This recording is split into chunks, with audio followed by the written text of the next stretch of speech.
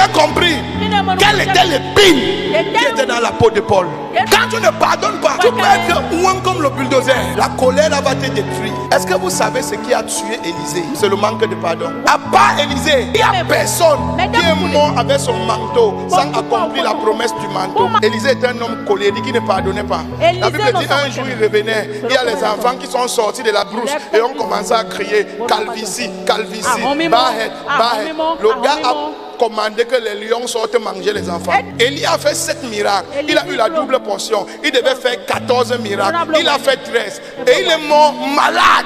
Élisée est mort avec tout l'onction là. Il est mort aveugle et malade. Pourquoi? À cause du manque de pardon.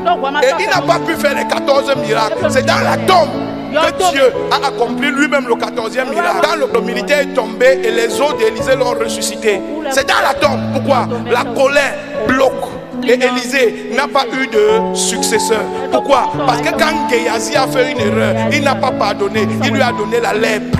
Il est mort. Aujourd'hui, on prie. On dit le Dieu d'Élie. Pourtant, Élisée a fait la double portion d'Élie. Pourquoi on dit le Dieu d'Élie? Parce que Élisée a échoué. Pourquoi on célèbre Abraham? Parce qu'on a vu le manteau d'Abraham aller sur Isaac et sur Jacob se manifester. Alors on voit Abraham comme un papa. On a vu le manteau d'Élie aller sur Élisée. Alors on voit Élie comme un papa. On a vu le manteau d'Élisée mourir dans le tombeau. Je n'ai pas compris Élisée. Tu ne peux pas marcher derrière un homme comme Élie, que tu as vu affronter les achats, affronter les Isabelles, faire descendre le feu, et tu as persévéré jusqu'à ce que tu as pris son manteau avec toute cette patience. Comment tu n'as pas eu la patience envers ton serviteur? Où est partie la patience que tu avais? Ça veut dire que quelque part au fond d'Élisée, il souffrait et il était fâché.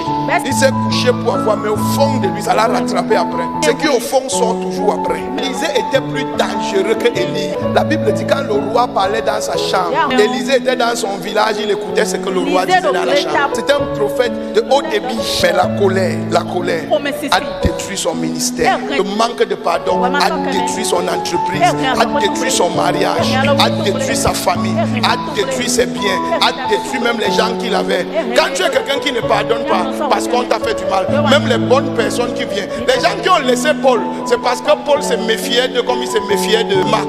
Ce que Marc a fait, il n'a jamais oublié. Ce qui fait qu'il n'a jamais bien traité ceux qui étaient là. Parfois, il faut accepter être bête, que le Seigneur te montre sa sagesse. Vous avez appris qu'il a été dit œil pour œil et dent pour dent. Que vous en semble? La mort. Mais moi, je vous dis de ne pas résister aux méchants. Si quelqu'un te frappe sur la joue droite, présente-lui aussi l'autre.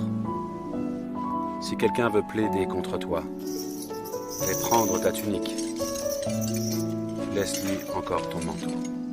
Si quelqu'un te force à faire 1 000, fais-en 2 avec lui. Donne à celui qui te demande et ne te détourne pas de celui qui veut emprunter de toi.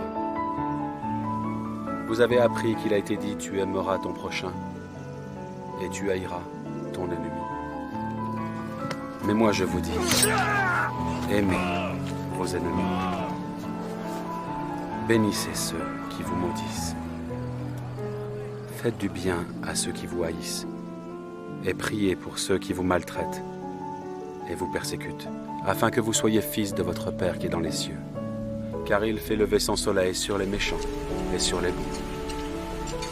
Et il fait pleuvoir sur les justes et sur les injustes. Si vous aimez ceux qui vous aiment, quelle récompense méritez-vous? Les publicains aussi n'agissent-ils pas de même?